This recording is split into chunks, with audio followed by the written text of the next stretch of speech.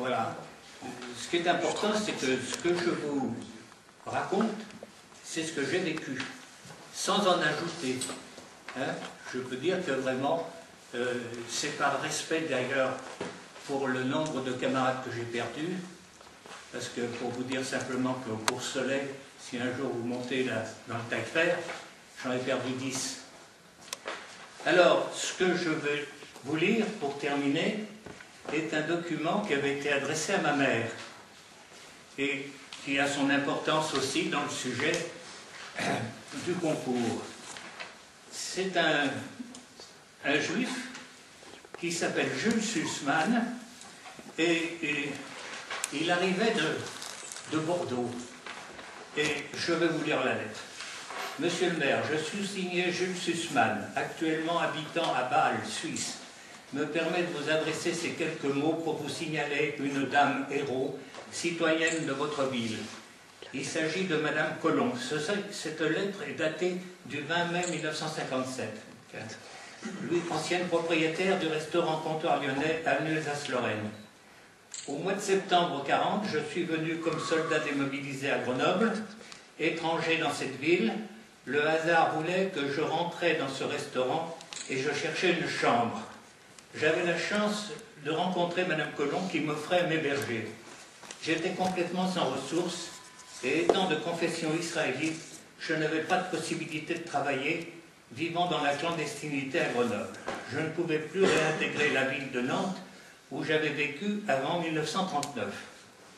Madame Colomb s'occupait de moi, me donna à manger et des vêtements chauds, bien qu'elle eût 2 enfants elle-même. Je suis resté dans cette famille pendant 2 ans et j'étais traité comme un membre de la propre famille. Au mois de septembre 1942, c'était encore Madame Colomb qui m'a procuré la possibilité de me réfugier en Suisse, au risque et péril de sa propre vie. Oui, nous l'avions fait évader en passant par le Mont Blanc, pour vous dire un petit peu le problème. Hein.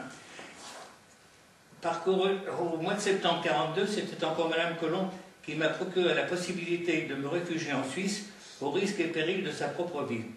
Avec moi, il y avait encore plusieurs personnes qui se trouvaient dans le même cas que moi et pour laquelle Madame Colomb se sacrifiait de la même façon.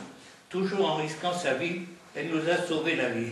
Monsieur le maire, si aujourd'hui je m'en fais un devoir de porter ce cas à votre connaissance, c'est parce que j'avais dernièrement l'occasion de revenir à Grenoble et je m'en faisais un plaisir d'aller voir la famille Colomb qui habite aujourd'hui 2 rue de Champs-Rousse à Grenoble. Hélas, j'ai retrouvé une vieille femme malade, mais une femme fière, une femme qui n'a jamais cherché aucune récompense pour son activité humaine et bien française pendant les temps où la France était en danger. Madame Colomb se vante jamais de ses actes courageux, malgré qu'elle a bien mérité d'être récompensée. Je félicite la France et surtout la ville de Grenoble de compter parmi ses habitants une héroïne semblable. Je vous prie, monsieur le maire, de bien vouloir accepter cette lettre comme preuve de ma reconnaissance envers cette grande et noble Française. Que Dieu protège la France et le peuple français.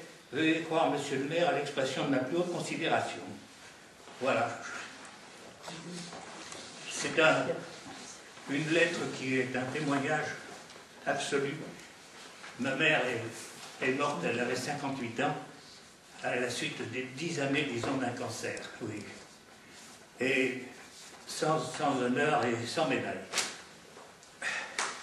Si bien que ce document est sorti des archives de la mairie de Grenoble, et à la suite de cela, le conseil municipal a décidé de donner son nom à une rue, qui cela est fait maintenant dans le quartier d'Europol.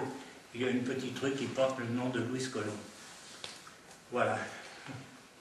Pour moi, c'est un double devoir dans le cadre de l'information et d'autre part dans le cadre de ce que nous avons été. J'ajoute qu'elle a été élevée au titre de juste des nations. Oui, oui, effectivement. Elle a été élevée, elle a le titre de juste parmi les nations, ce qui est un symbole actuellement dans une haute considération, évidemment, des Israélites. Ça représente, pour chaque cas, disons, des justes. On a planté un arbre en Israël. Voilà. C'est l'égide de Yad Vashem.